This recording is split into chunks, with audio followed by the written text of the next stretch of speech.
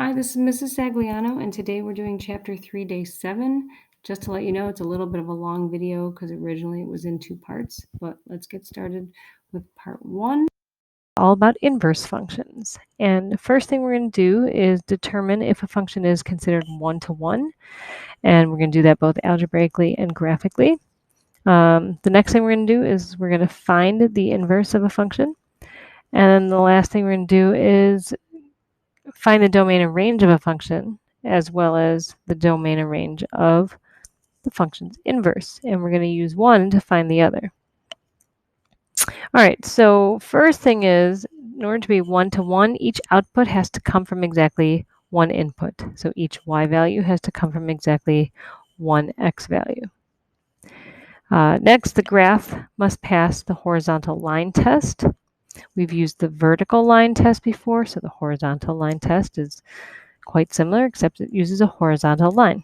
All right, how do you determine if something is an inverse of another function, and also how do you actually just find an inverse function? Well, an inverse function comes from reflecting the original function over the line y equals x. So the line y equals x starts at the origin, has a slope of 1, it goes up 1 over 1 to the right, up 1 over 1 to the right, and it's a diagonal line. So if you reflect the original function over that, that gets you the inverse function.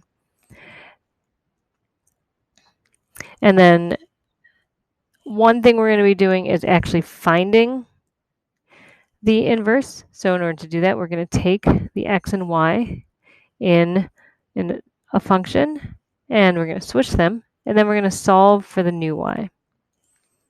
All right, and then the last thing we're going to do is we're going to verify if two things are functions. So we're going to take the inverse of f of x, and we're going to find out if that equals x, and then we're also going to do f of the inverse of f of x and see if that equals x. And if both of those things equal x, then we have verified that the two functions are indeed inverses of one another. All right, so in this first example, it says show that g of x is not one-to-one algebraically and graphically if the g of x function is x minus 1 squared minus 4. All right, so I think the easier one is to do it graphically. So let's start with that.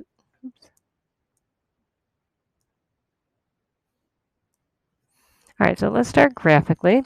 So if I were to graph this, this is a parabola, and it has a vertex at 1, negative 4.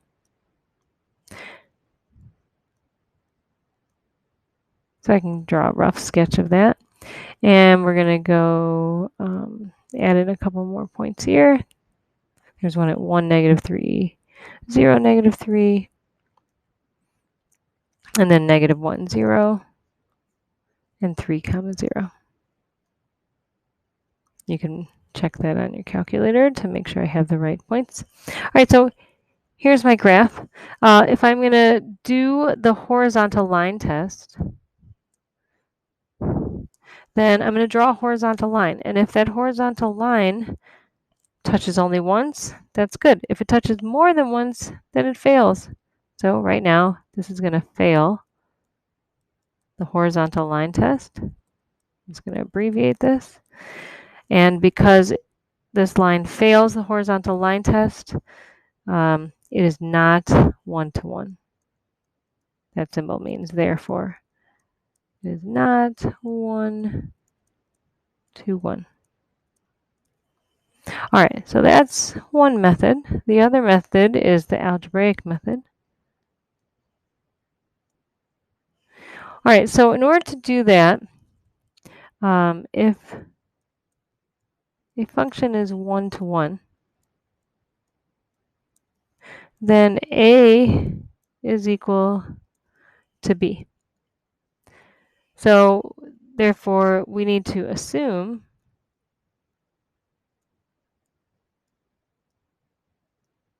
that G of A is equal to G of B. All right, so let's take the original function. So G of x, if I want to find G of A, it would be A minus 1 squared minus 4. And if I wanted to find g of b, well, that would be b minus 1 quantity squared minus 4. All right, so we need to see if both of those sides can be simplified, and we're going to try to see if a does in fact equal b. All right, so I'm going to expand. A minus 1 times a minus 1 is going to give me a squared minus 2a plus 1 minus 4, which is a squared minus 2a minus 3. And if I square b minus 1, I'm going to get b squared minus 2b plus 1 minus 4, which is b squared minus 2b minus 3. All right, so I'm going to add 3 to both sides. Use another color here, and that'll eliminate that. Okay, so now I've got a squared minus 2a equals b squared minus 2b. So I'm going to move everything to one side. I'm going to get a squared minus 2a minus 2b, no, plus 2b, minus b squared equals 0. And what I want to do is be able to factor by grouping. So if I factor by grouping, we'll see if this works. I'm going to do a factor out an a, that's going to give me a minus 2. So that's not what I want. If I factor out a b, I'm going to get, yeah, so this is not what I want. Let's go back.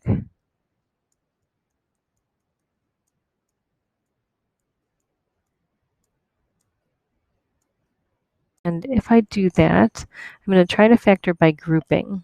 But I notice that I've got an a squared and a b squared. I'm going to try to get those next to each other because I know that's a difference of 2 perfect squares, so that'll be easy to factor. And then if I move the remainder of the term, so I need to add 2b to the other side. All right, so the way to factor this one is a little tricky, but if I were to take the a squared minus b squared portion, I can factor that into the difference of 2 perfect squares, so that's a minus b times a plus b. And if I factor out a negative 2 out of the last few terms, I'm going to get negative 2 times the quantity a minus b. So if you notice, you have the a minus b and the a minus b. We will factor those out. And I am left with a plus b minus 2 as a trinomial. All right, so now by zero product property, I know that a minus b is equal to 0. And remember, the goal for this one algebraically is to prove that a does in fact equal b. Well, if I add b to both sides, I get a equals b. Okay, so that's good. However, that's only half my problem. All right, but if I notice that I've got a plus b minus 2 equals 0, that's not going to get me to a equals b. Even if I tried to move the b and the 2 to the other side, I'm going to get negative b plus 2. And a is supposed to equal just b, which is not the case.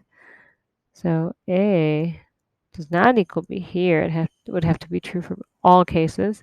Therefore, this function is not one-to-one.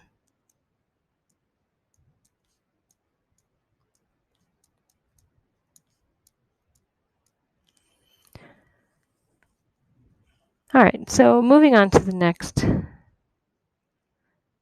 problem. All right, we have problem 2. It asks us to find the domain and range of f of x. All right, so if you remember back to Algebra 2, domain typically refers to the denominator. We'll get to another example later that doesn't just refer to the denominator, but we know that our denominator cannot equal 0. So I'm going to look at x plus 4 can be anything except 0, which means that x can be anything except for negative 4. All right, so I'm going to list my answer in proper form, and that's going to say that my domain is from negative infinity to negative 4, but then I'm going to skip over negative 4, and it can be negative 4 to positive infinity. All right, so that's one question. All right, my other question is, what's the range? All right, so for range, as long as you have your numerator and your denominator having the same degree, so 2x minus 3, that's a degree of 1, x plus 4, that's a degree of 1, they have the same degree. You're just going to look at the coefficients and the ratio of the coefficients, but the lead coefficients. So you're going to look at the 2 over 1, and my y can be anything except for that. If you were to graph it, you'd get a horizontal asymptote at that point. So we're going to say that the range is that it can go anywhere from negative infinity to positive infinity, but not 2. So we're going to have it skip the number 2. All right, so that answers the first question. All right, part B, it says find the inverse of f of x. All right, so as a reminder, we're going to try to switch x and y. So first, if I need to know where is y and where is x, so we've got y equals 2x minus 3 over x plus 4. All right, so I'm actually going to switch the variables, but leave everything else where it belongs. So I've got an x, I've got a y. We're going to switch those. So I want to make it x equals 2y minus 3 over y plus 4. All right, but now I need to solve for y, which has a few steps in this problem because I have an x and a y I have two y's, one in the denominator and one in the numerator. All right, so I'm going to multiply both sides by y plus 4. So I'm going to get xy plus 4x equals 2y minus 3. All right, and then I'm going to try to get all the y's together. So if I do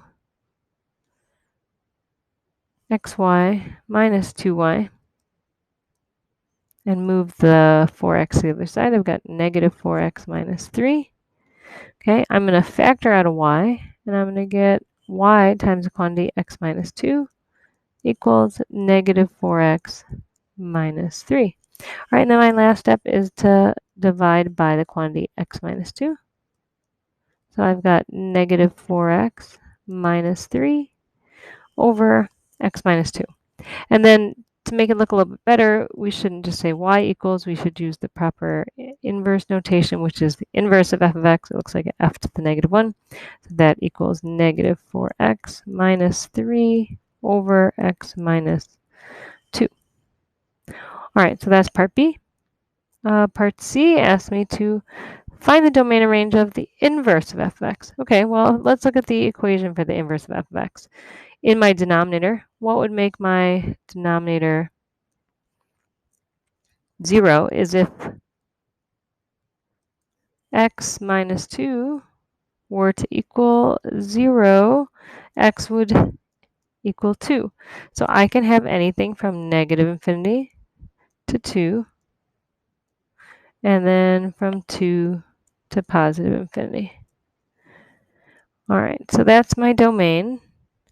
My range is what would be, since my degrees are both 1 and I have the same degree in the numerator and the denominator, I would look at what are the lead coefficients, negative 4 over 1, and I'm going to find the ratio of that. So y can be anything except for negative 4. So when I write it in the proper notation, I've got negative infinity to negative 4 and negative 4 to positive infinity. All right, so looking at part D, it says, what do you notice? Well, the domain from the original function is the same as the range from the inverse. Well, that's because to get an inverse, you take x and y and switch it. So if domain represents my x values and then I switch it, then that now represents my y values, which is my range. All right, so domain and range are switched. We're just going to write that.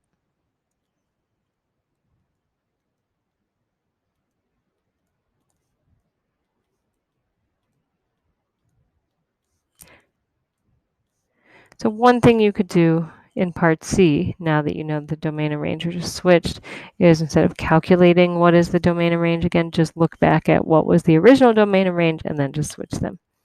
All right, problem 3, it says find the inverse of f of x, the domain and range of f of x, and the domain and range of the inverse. All right, so this equation is now a radical function. So one thing you might want to do is think about what would this look like when it's graphed. The square root function, x minus 3 is under the radical sign or in your radicand. So it would start at 3 comma 0. There's nothing added or subtracted here. And then it would look like a half a parabola opening to the right. All right, so we haven't done this graphically yet. So let's look at what would the inverse be if we just looked at it graphically. So we've got the line y equals x, starts at the origin, it goes up 1 over 1, up 1 over 1. Right? And we would flip the original equation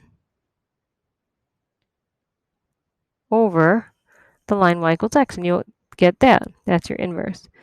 So one thing to think about is instead of having a starting point at 3 comma 0, now it has a starting point at 0 comma 3, and it's just a half of a parabola. All right, so we'll come back to that picture in a minute. But if I wanted to find, let's find the domain and range of the original function first. So I know that when I'm dealing with, here, I'm going to try to use the same colors here. All right, so my original function, this is my f of x. If I were to find the domain of it, I don't have a denominator, but what would we need to exclude? We know that we can't take the square root of any negative numbers. So the quantity x minus 3 cannot be negative. It could be 0, and it could be positive. So we're going to say it can be greater than or equal to 0. All right, if I were to solve that, now I get x can be greater than or equal to 3. So the way I write my domain is, this time I use a bracket, and I can say it goes from 3 to infinity. For my range, look at your graph. What's the lowest it can go to is 0, and it goes upward. So we're going to go from 0 to infinity, including the endpoints. All right, let's look at the inverse. So in order to find the inverse, we're going to make the inverse green, we need to take x and y and switch it. So instead of y equals, we're going to make x equals the square root of y minus 3. All right, so now I need to, as a reminder, y is the same as f of x, in case you didn't know where I got that first step from. So in order to solve for y, I need to square both sides. So that's going to lead me to x squared equals y minus 3. And if I add 3 to both sides, I get x squared plus 3 equals y, right? Or x squared plus 3 equals the inverse of f of x. All right, so this answer is good, but what would this graph look like? X squared plus 3 is a parabola, so we know what a parabola looks like, and it would even have a vertex at 0 comma 3. Well, look at our green graph. It has a vertex at 0 comma 3, but it doesn't quite look like a parabola. It only looks like a half parabola because it has to replicate the same shape as the original graph. So this is the correct equation, but we just need to restrict it. So we're going to say where x can only go, look at where your x values are. It's at 0, then 1, then 2, then 3. So it goes from 0 and higher. So x has to be greater than or equal to 0. So there's my inverse. That answers one question. Right? Find the inverse of f of x. We found the domain and range of the original. And find the domain and range of the inverse. Well, let's use this idea from part D up here. Let's just take my original domain and range and we just switch them. So now my new range is going to be from 3 to infinity, including 3. And my new domain is going to be from 0 to infinity, but including 0.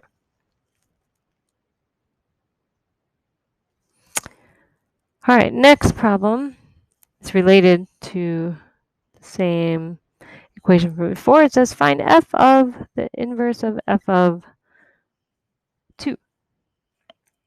All right, so let's start from the 2. For these composition functions, we start from the right and work our way to the left. So if we were to substitute 2 into the inverse is x squared. So I'm going to do 2 squared plus 3. That's going to give me 7. Okay, now I'm going to take that number and I'm going to substitute it into the original f of x equation. So my original f of x, f of 7 would be square root of 7 minus 3, which is square root of 4, which is 2. All right, and this leads us back to something from the very beginning. Right, to verify if two things are inverses, you do f of the inverse of f of x, you should just get x, the original input. Well, here, when we did f of inverse of f of 2, we plugged in 2, we got 2 as our result. So that makes sense, right? So I'm just going to say recall that f of the inverse of f of x should equal x. All right, but what happens when we do it the other way? All right, let's do f of 2. So f of 2, we're going to do square root of 2 minus 3. All right, but what happens now? So we get square root of negative 1, which we all know is the imaginary unit. However, we can't actually get a solution. So why are we not getting a solution? Well, if you look at we're substituting it into f of x, right? What values are we allowed to plug in for x? Well, only 3 and greater, and we just substituted in 2. So that explains why we couldn't get an answer. 2 is not in the domain of f of x. All right, and therefore the answer is undefined. Right, because we have the square root of a negative number, which we know is unreal. F of x and g of x, and we have to figure out, are they inverse functions, why or why not? So the easiest way to do this is to just figure out, well, is f of g of x equal to x? And also, is g of f of x equal to x? Well, we can pick either one, so let's just try the first one. So if we're going to do f of g of x, that means we're taking g and substituting into f. So let's take this whole quantity and substitute it into there, just for the x. All right, so we're going to do 1 over the quantity 1 over x minus 2 plus 1 plus another 2 minus 1. And we need to see, does that whole expression equal just x? Just plain old x and nothing else? By the looks of it, I don't think it does, but I guess we shall find out. All right, so let's simplify a little bit. In order to simplify the denominator, let's add our 1 in there too. So we get 3. All right, now I do have a complex fraction, so in order to get rid of the x minus 2, I'm going to multiply the numerator and the denominator both by x minus 2. All right, so that gives me just x minus 2 on the top. And multiply it here. The x minus 2's will cancel. I get 1. And I multiply it here. And I'm going to get 3 times the quantity x minus 2. Right, and then don't forget we do have this minus 1 that we need to bring down. All right, so try and figure out, does that expression equal x? Okay, so next step is I'm going to distribute my 3. So I've really got x minus 2 over 1 plus 3x minus 6 minus 1. All right, so I need to maybe combine like terms here. So I've got x minus 2 over 3x minus 5 and minus 1. All right, so if I want to add things together, I need to have common denominators. So instead of subtracting 1, I'm going to subtract something over itself, which I would like a common denominator. So I'm going to make 3x minus 5 over 3x minus 5. That'll equal 1. All right, so I need to combine my numerators, and that's going to give me x minus 3x, that's negative 2x, and negative 2 minus a negative 5 is plus 3, so negative 2x plus 3 over 3x minus 5. All right, finally simplified all that. Is that equal to x? Well, certainly not. That's definitely not equal to x. So I would say not inverses of each other. So to answer the question, are f of x and g of x inverse functions? No, because f of g of x does not equal just plain old x. All right, problem number 5. Assume the domain of f of x and the inverse of f of x are both all real numbers from negative infinity to positive infinity. Find the value of t using the given information. All right, so f of the quantity 1 minus 2t is equal to negative 4, and they give us the inverse of f of negative 4 is equal to 5. All right, so the key thing is to notice we're talking about the inverse here. And if we have an inverse, right, we know that wherever we have an x comma y with the inverse, we should be able to switch the x and y and get an ordered pair on the original function. All right, so the x and y we have here is negative 4 comma 5. So if I were to switch this, I would get 5 comma negative 4, but that's on the original. All right, so let's look at this other part. So I look at the original f of 1 minus 2t is equal to negative 4. That's equivalent to, what if we were to substitute in 5? I would get an output of negative 4. So in order for this to be true, then 1 minus 2t must equal 5. All right, so let's subtract 1 from both sides and we get a 4 and divide by negative 2. Then t must equal negative 2. And I think we have answered the question. And we're going to look at an original f of x, which is shown in this original graph. We don't have an actual equation for it. We just have this line segment. All right, but based on that line segment, we need to identify what is the domain and range. So domain would be as far left that it goes to, and it goes to negative 1. And as far right that it goes to is 3. So it goes from negative 1 to 3, including those endpoints. For the range, think of how much it goes from the bottom to the top. So it goes from negative 5 to 3.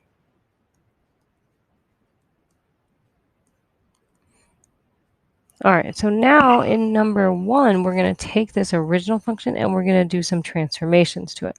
So we're going to do y equals negative f of x plus 2 minus 1. All right, so there's 3 things happening here. The first thing is, what are we doing to the value that's input? Well, instead of doing just x, it's x plus 2.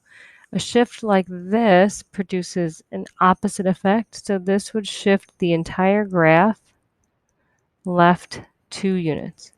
All right, so we're going to do this shift first. So I would suggest taking the original graph and sort of drawing I'll say a dotted line segment just to represent. Here was the original graph.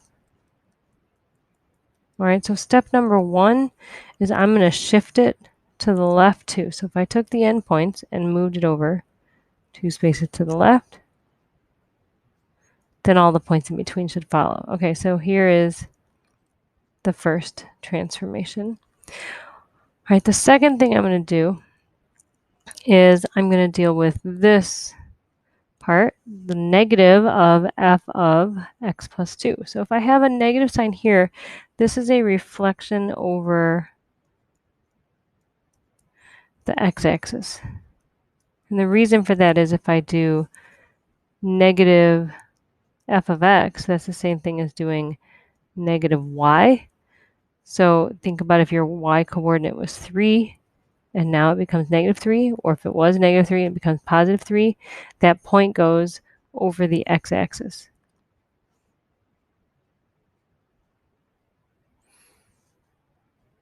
So I'm just going to say this is a reflection over the x-axis anytime you see this. All right, so let's do that. Let's take our endpoints, and instead of being 3 spaces above the x-axis, I'm going to make it 3 spaces below the x-axis. And our other endpoint, instead of being 5 spaces below the x-axis, it should be 5 spaces above the x-axis. All right, there's your next transformation. And then our final transformation would be the -1. Well, that's a vertical shift. Those are usually the easiest to deal with. So I'm going to go down 1 unit from where my endpoints are. So instead of being here, I'm going to be here.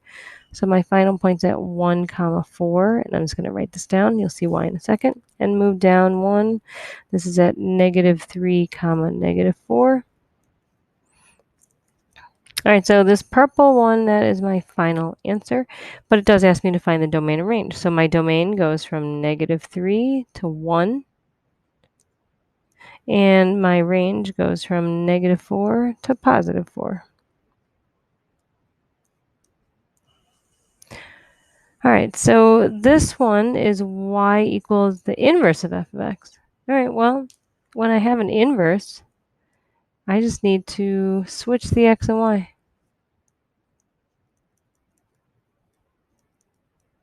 So if I look at my original endpoints, these were at -1, 3. Well, I should have an endpoint at 3, -1. And if my original other endpoint was at 3, -5, then I should have a new endpoint at -5, 3. And every point in between should follow. So there's my final graph. My domain goes from -5 to 3. If you look at the furthest left to right points. And then my range goes from -1 to 3, the furthest, the lowest point to the highest point. So we're going to save numbers 3, 4, and 5 for a later time. So the most important thing in number 6 is to notice that this is referring to the inverse of f of x. All right, so looking back at the last problem that we did, this was the inverse, and it went from -5, 3 to 3, -1. So let's start off with that, having a point that goes, or a line segment that goes from -5, 3 to 3, -1. All right, here's my original inverse function. All right, now we need to do some transformations. So what we need to do is look at this -x. When you take an x coordinate and you make it the opposite, it reflects it over the y-axis. So we're going to take this inverse of f of x function and we're going to reflect it over the y-axis. All right, so let's take this -5. We're 5 spaces to the left. We're going to make it 5 spaces to the right. And this 3, -1, we're going to move it to be, instead of 3 spaces to the right of the y-axis, we're going to make it 3 spaces to the left. All right, so that's our first transformation. Our second transformation is to now, there's a negative sign here. This reflects over the x-axis. All right, so now I need to take this blue line and reflect it over the x-axis. Here, we'll make it a different color. We'll make it green this time. All right, so I want to reflect over the x-axis. So I'm going to take this point and move it down 3 units below the x-axis. And this one is going to be now 1 unit above the x-axis. All right, our last step is to take everything and move it up to, there's our vertical shift. Vertical shifts are always in the same sign. So if it's +2, it means to go up 2. So we're going to take this green line, we're going to go up 2, and that looks like my final solution. All right, so where are my endpoints? -3, 3, and 5, -1. So the reason why I want to write those down is because then I could do my domain easier. So my domain goes from -3 to +5, including every endpoint there. So we'll do brackets. And then my range goes from -1 to +3. And then we are all done. Have a great day.